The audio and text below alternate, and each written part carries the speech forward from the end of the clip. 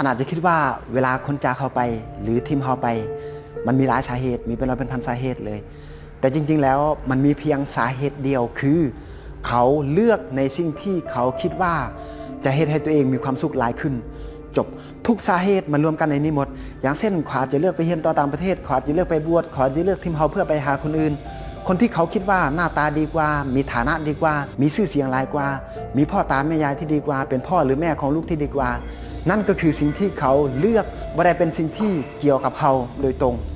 ยกตัวอย่างให้ง่ายๆเช่นพวกฆาตกรโรคจิตพวกนั้นเนี่ยก็ยังมีคนที่สนใจเขา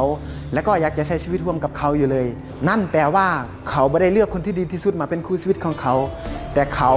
เลือกคนที่เหมาะสมและจะให้เขามีความสุขที่สุดมาเป็นคู่ชีวิตของเขามันต่างกันหลายบางทีเขาจะบ่สามารถให้เขามีความสุขได้เท่ากับคนที่เขาคิดว่าจะให้เขามีความสุขแต่มันไม่ได้แปลว่าเขาด้อยกว่าบ่มีค่ากว่า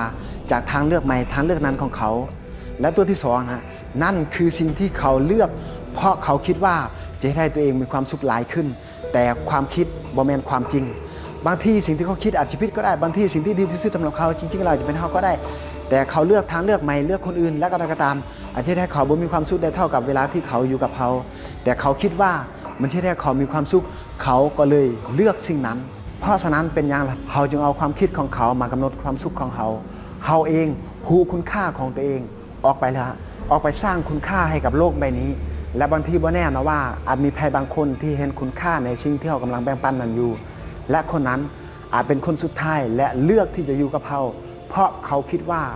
คงจะบ่มีใครคนใดแล้วล่ะที่จะให้ได้เขามีความสุขได้เท่ากับสิ่งที่เขาแบ่งปันให้กับเขาแต่ถ้าแฟนเก่าเขาคิดถึกล่ะเขามีความสุขขึ้นมาจริงๆจากทางเลือกใหม่ทางเลือกนั้นของเขาควรจะสลองยินดีเลยฮะถ้าเกิดเขามีความสุขขึ้นมาจริงๆบ่แม่นเขาอยากจะได้เข้ามาครอบครองถ้าเกิดเขาอยู่กับเขาแล้วมีความทุกข์ถ้าเกิดเขาเศร้าเขาเครียดเขาจะเก็บเขาไว้เฮ็ดหยังนั่นบ่แม่นความฮักแล้วนั้นเป็นการลงแล้วจำไว้ว่า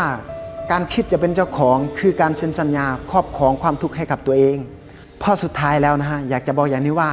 1คืออย่าได้ฮักตัวเองน้อยลงเพียงเพราะภัยบางคนที่อยู่ทักเขาและ2สิทธิพื้นฐานของมนุษย์ทุกคนคือสิทธิในการเลือก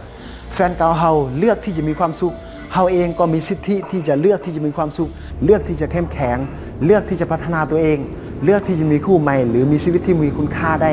และสิทธิในการเลือกตัวนี้คือสิ่งที่จะบ่มีวันทอดทิ้งเขาไปตลอดกาล